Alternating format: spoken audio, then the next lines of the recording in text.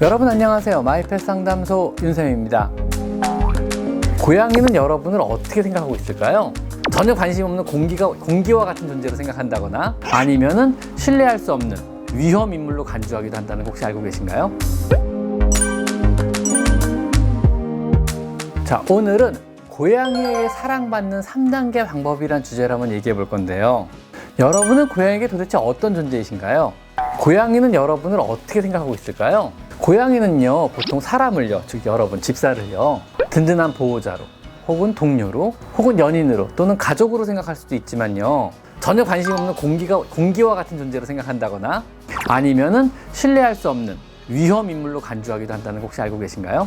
자, 그래서 오늘은 여러분이 만약에 집안에서 여러분의 고양이에게 공기와 같은 존재로 간주받거나 아니면 위험 인물로 간주받을 경우 고양이에게 사랑받을 수 있는 3가지 방법에 대해서 한번 얘기해 볼까 합니다.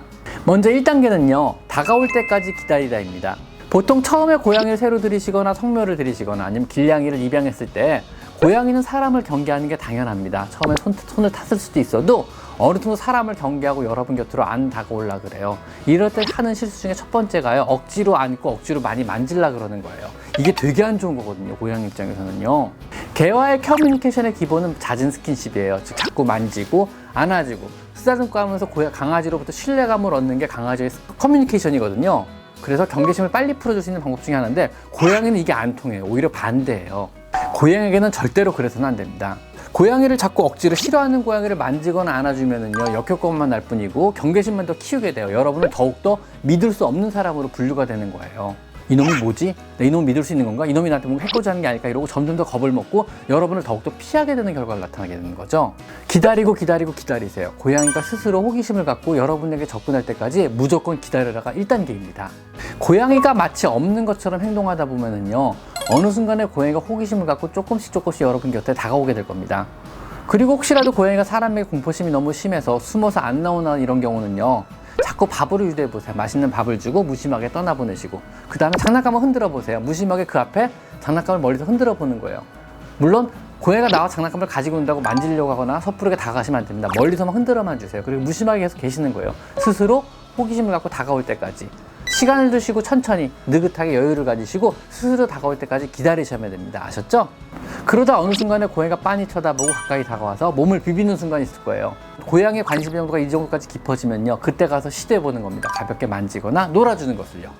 그 전까지는 함부로 만지시면 절대로 안 됩니다. 아셨죠? 자, 2단계는요, 재미있는 놀이를 통해서 고양이의 관심을 끌어본다입니다. 제 영상 중에 고양이 사냥놀이 편 영상을 보시고요, 고양이랑 놀아주는 방법을 반드시 잘 숙지하십니다.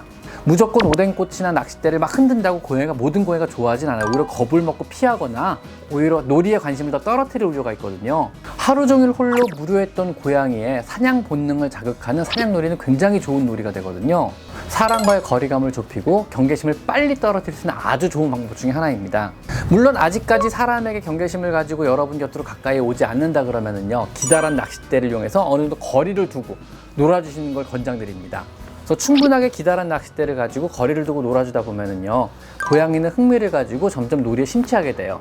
이때 무조건 흔들어주지 마시고 요령이 좀 필요해요. 즉, 사냥물의 행동을 흉내내서 서서히 고양이의 어떤 사냥에 몰입을 하도록 해주는 겁니다. 고양이 사냥놀이 중에서는요, 사람이 있다는 걸 잊어버리고 사냥물에만 심취하게 만들어주시는 겁니다.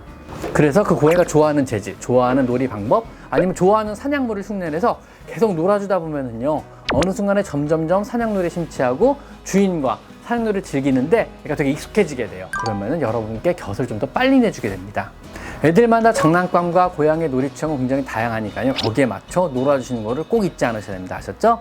그러다 어느 순간이 지나면은요, 나중에는 여러분께 놀아달라고 사냥감을 물고 아니면 장난감을 물고 여러분 곁으로 오게 돼요, 오히려. 그리고 놀아달라고 은석을 부리기도 해요. 그때까지 시간을 가지고 열심히 오뎅꽃이든 아니면 낚싯대든 흔들어 주셔야 됩니다. 아셨죠? 자, 마지막은요, 이제 3단계. 여러분과 고양이가 어느 정도 신뢰감이 이제 쌓였다면 그 신뢰감을 바탕으로 스킨십을 시도해 보는 겁니다. 경계심이 사라지면은요, 고양이는요, 여러분에게 기분 좋게 쓰다듬는 스킨십을 허용하게 됩니다. 쓰다듬는 행위는요, 마치 이제 아기 고양이 때 엄마가 고양이를 핥아주는 그런 기분 좋은 비슷한 안정감을 느끼게 해주는 행위거든요.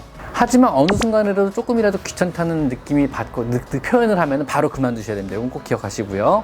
방법은 우선 뺨부터 시작해서요. 머리 쪽으로 천천히 움직이면서 만져주는 겁니다.